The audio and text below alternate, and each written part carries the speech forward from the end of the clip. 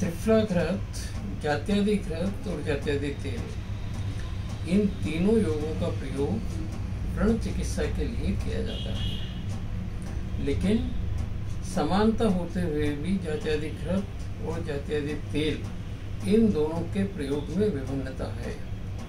जहाँ तीक्ष्ण शोधन की आवश्यकता हो, नाड़ी व्रण होने की संभावना हो, या अंदर कहीं पस के पॉकेट्स बनने की संभावना हो, तो उस स्थिति के अंदर जात्यादि तेल का व्रण बंधन होना चाहिए।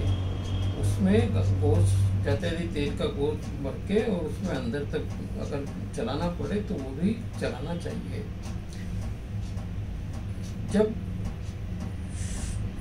घाव नया है, सॉफ्ट है, उस स्थिति के अंदर तेल की आवश्यकता है। यदि घाव पुराना होकर के और हार्ड हो गया, मतलब उसके अंदर जो सॉफ्ट टिश्यूज हैं, मतलब जो टिश्यूज हैं, व्रण के टिश्यूज हैं, वो मर गए, माने स्कार उत्पन्न हो गया, हार्ड हो गए, तो उस स्थिति के अंदर फिर जात्यादि घृत की आवश्यकता है। जात्यादि घृत और जात्यादि तेल के योग में कोई अंतर नहीं है, दोनों का योग समान है, लेकिन तेल और घृत के हिसाब से उनके प्रयोग में अंतर आ जाता है।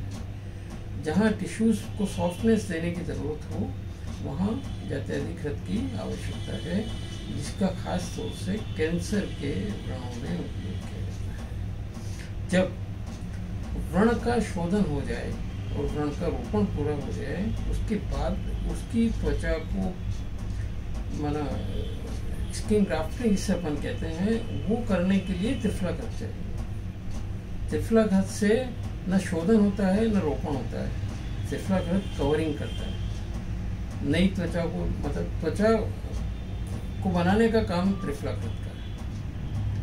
वो त्रिफला घृत फिर तब जरूरत पड़ती है। तो जब व्रण का रोपण पूरा हो जाए, केवल ऊपर की सतह बढ़ाने और व्रण की मतलब आकृति भी बड़ी हो, उस स्थिति के अंदर त्रिफला घृत की आवश्यकता है। वहाँ त्रिफला घृत के साथ साथ त्रिफला क्वाथ का भी धावन करना चाहिए। त्रिफला क्वाथ का धावन करके व्रण को सुखा के और उसके बाद में त्रिफला घृत का प्रयोग करना चाहिए। त्रिफला घृत के प्रयोग करने से व्रण का रोपण, मतलब व्रण का रोपण तो मतलब अपन कैसे कहेंगे उसको, यानी स्थिति मतलब सामान्य स्थिति में लाने का काम शीघ्रता से होता है। सर, हम डायग्नोज कैसे करें कि व्रण में पस कितना डीप है, कितना शुद्ध व्रण है या नहीं है? उसकी इतिहास, इसके लिए आपको रोगी के इतिहास पे जाना पड़ेगा। चोट का या कोई नाड़ी व्रण का पुराना घाव है तो उसके लिए त्रिफला जात्यादि तेल चाहिए और उसमें अंदर तक अपने को चलाना पड़ेगा। घाव को जब अपन खोल के देखेंगे तो वो स्पष्ट नजर नहीं आएगा, जिधर से उसको दबाएंगे उधर से कुछ ना कुछ उसमें से बाहर निकलेगा। वो अंदर, इसका मतलब उसमें कहीं ना कहीं और